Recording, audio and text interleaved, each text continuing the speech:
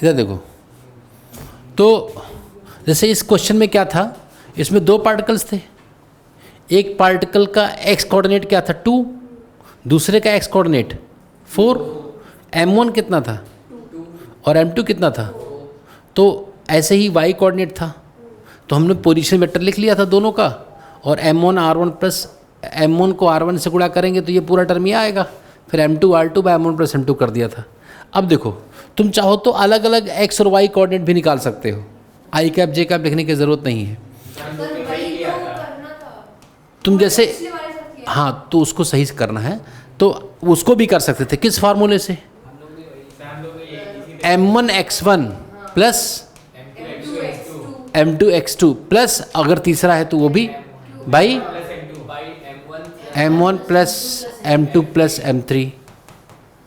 ऐसे y centre of mass निकालना हो, हाँ, तो उसमें वैसा नहीं करना था, इसमें ऐसा करना है। उसमें भी चल जाएगा, कोई बात नहीं, लेकिन वो पोजीशन वेक्टर में ज़्यादा अच्छा था। नहीं नहीं, टेंथ में केवल 2 ही था, 3 नहीं था भाई। अरे 3 नहीं था, अरे सुनो भाई, तुम लोग क्या कह रहे हो भाई, उसमें 2 ही था, 3 नहीं था, इसमें तो हजारों हो सकते हैं। m1y1 प्लस m2y2 प्लस, ऐसे हजार जितने हो उतने, by m1 plus m2 plus, ऐसे ऐसे। अब सबसे पहले तुम इसका कोऑर्डिनेट्स लिख, चलो बताओ व्योम, इसके कोऑर्डिनेट्स क्या होंगे m1 के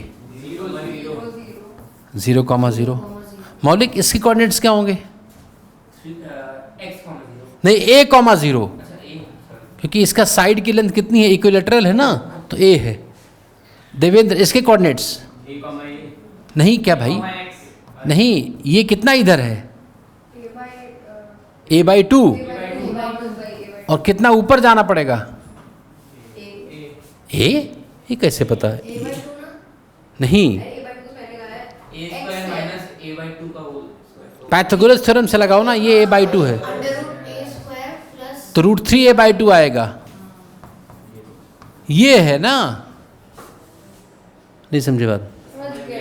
तो ये x1 है, देखो ये क्या है, ये क्या है x1, ये क्या है, ये x3, और ये क्या है x2। अब फॉर्मूले पर रख दो तो x सेंटर ऑफ मास आ जाएगा। x सेंटर ऑफ मास क्या आएगा बताओ, नहीं मैं यहाँ से बताओ, पहले मुझे बताओ, मैं लिख रहा हूँ। m1 x1 क्या हो गया 0, plus m2 x2 plus m3 x3 by m1 plus m2 plus, ये आ गया सेंटर ऑफ मास का x कोऑर्डिनेट। जो इसकी वैल्यू आएगी वहाँ पर होगा इसका सेंटर ऑफ मास कहीं x कोऑर्डिनेट। ऐसे y सेंटर ऑफ मास क्या होगा बताओ, y centre of mass Devendra, पहला 0, दूसरे का √3/2 a इंटू m2